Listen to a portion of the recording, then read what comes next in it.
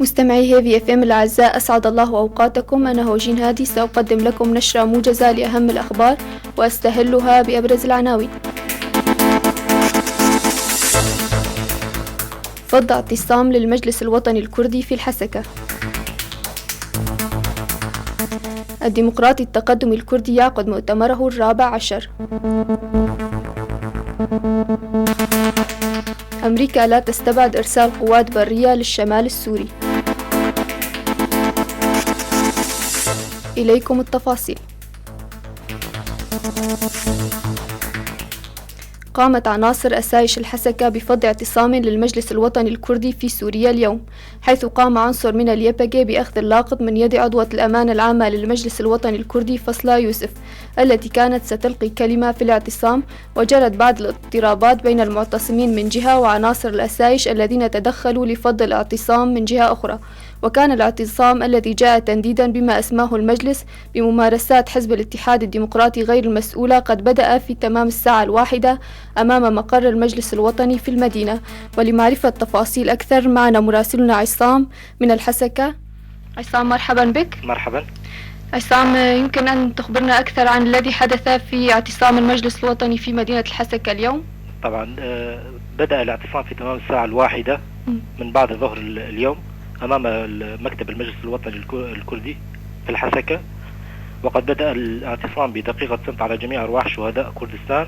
ثم بدأ الاعتصام بكلمة لعلي داود رئيس المجلس المحلي للمجلس.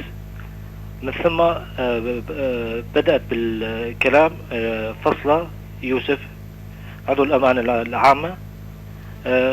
أثناء الكلمة تم أخذ اللاقط من قبل عضو من أعضاء الحماية الجوهرية، قوات حماية الدفاع الذاتي. ومن ثم بدأت بعض المناوشات، أثرها تدخل بشار أمين أبو لورين مع قوات الأسايش، وكان هناك بعض المحتجزين. وثم بعد التدخل تم إطلاق سراح جميع المحتجزين. نعم عصام، الآن ما هو الوضع في المدينة؟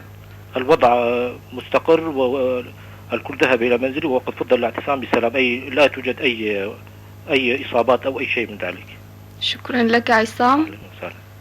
يذكر أن الأسايش كانت قد فضت اعتصامين للمجلس في تشلاغا وديرك في وقت سابق.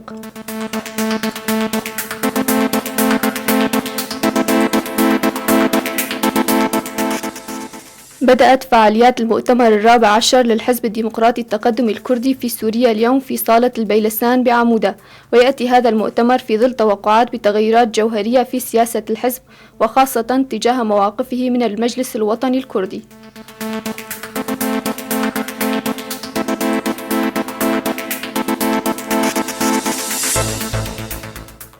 أعلن وزير الدفاع الأمريكي أشتون كارتر أنه لا يستبعد إرسال المزيد من القوات البرية الأمريكية إلى شمال سوريا، رغم إعلان واشنطن الرسمي عدم وجود خطط لشن عملية برية ضد داعش هناك.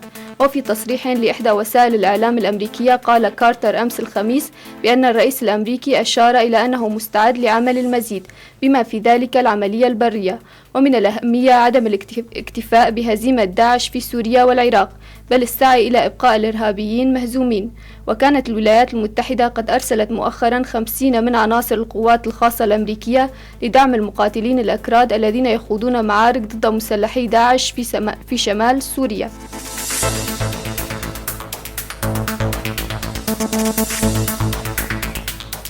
قالت القيادية في حركة المجتمع الديمقراطي إلهام أحمد بأن احتجاجات المجلس الوطني الكردي تخدم مصلحة النظام السوري فقط، ولا فرق بين هؤلاء والنظام السوري.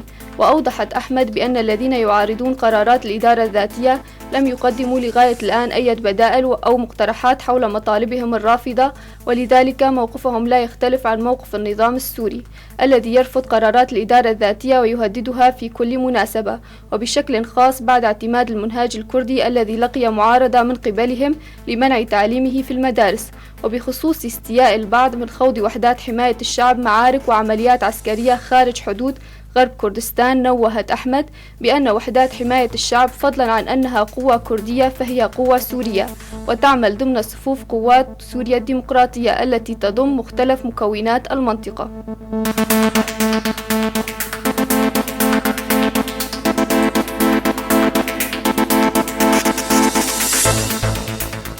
مستمعي هيبي اف ام، انتهت النشرة الموجزة. نشكركم على حسن الاستماع ودمتم بخير.